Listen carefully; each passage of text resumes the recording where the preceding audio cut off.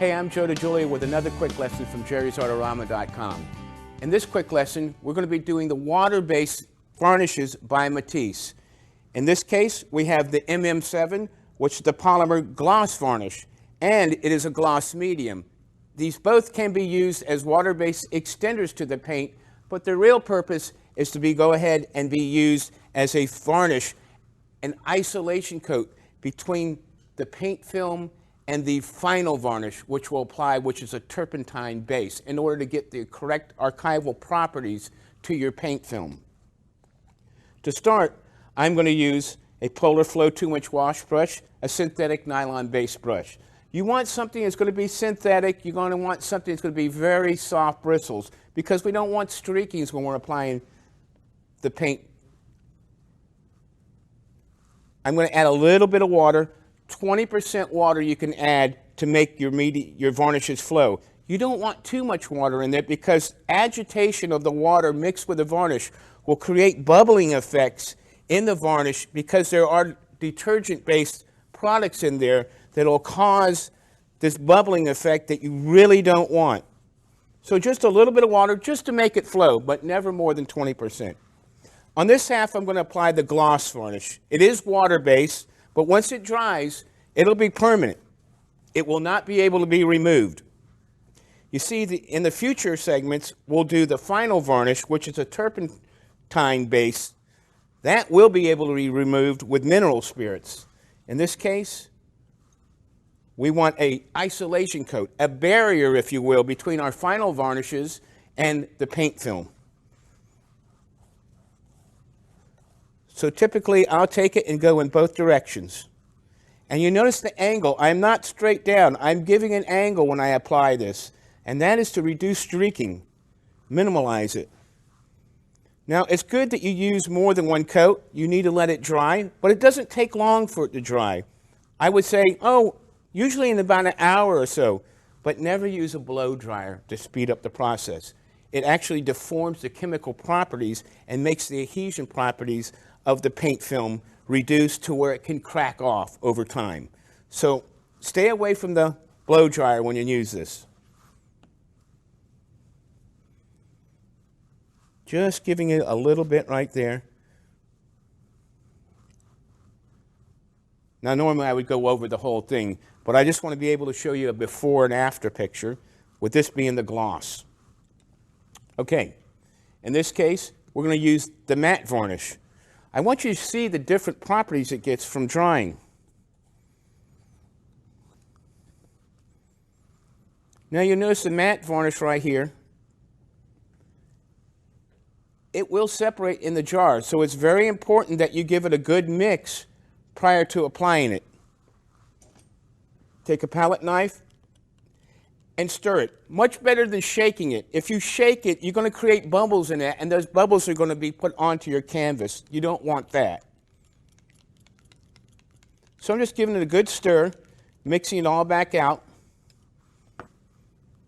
The matte application, just like I did with the polymer gloss, I'm going to add a little bit of water to it.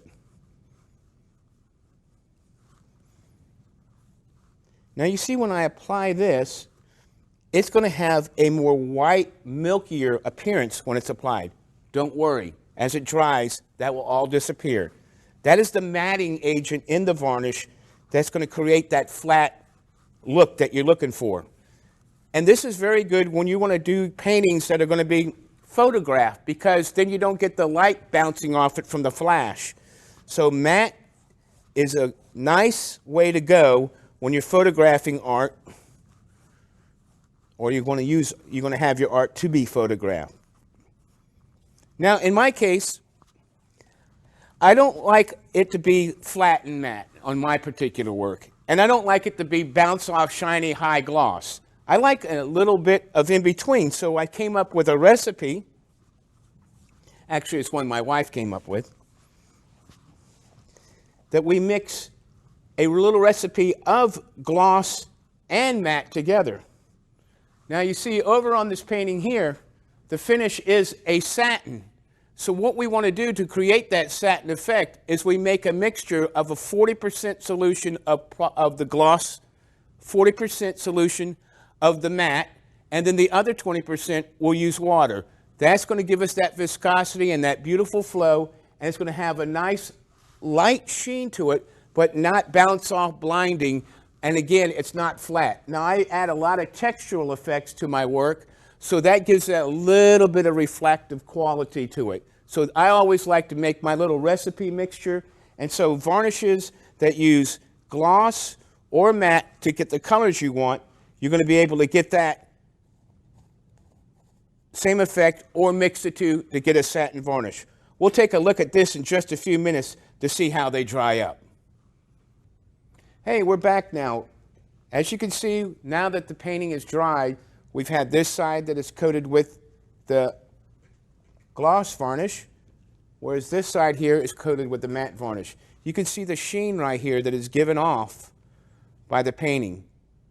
Looks beautiful and lustrous. However, sometimes it's difficult to photograph because you get that bounce back of the light.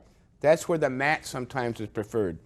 Remember, these are water-based. They are permanent. Once they're on there and they dry, they can't come off. But that's a good thing, because what they are, they're an isolation coat between the actual paint film itself and what we're going to do, our final varnish. Now, it comes in matte and it comes in gloss. I'm going to apply the matte varnish, and basically it's the exact same technique as what I did with the prior water-based ones. But the important thing to know is this is the final varnish. And how can you forget? It's the one in the can. My point is, this one cleans up with a turpentine. It is a turpentine base, which means that over years, as the painting gets dirty from smoke or dust or things that collect on the surface, a conservator can take mineral spirits and take this varnish off, removing it, as they do with great paintings. But because we put this prior isolation coat, this is a barrier between this and the paint film, so they can remove it, clean it, have this one back to where it was originally, that sheen or the matte, whichever one you want, but then they can reapply a new coat of either the matte or the gloss finish to it, creating a new, clean, protective barrier. It's the perfect way to archival your painting so it can be handed down from one generation to another. The important thing, paint film, then the water-based, non-removables, and then give it a good couple of weeks of drying, get really cured, then apply the final varnish, either in matte or gloss form. Now remember, when you use these varnishes, make sure that you use a natural bristle brush, because you are going to have to clean it up with some turpentine or some mineral spirits. That's it for the quick lesson. Thanks for stopping by. I'm Joe DiGiulio. See you next time.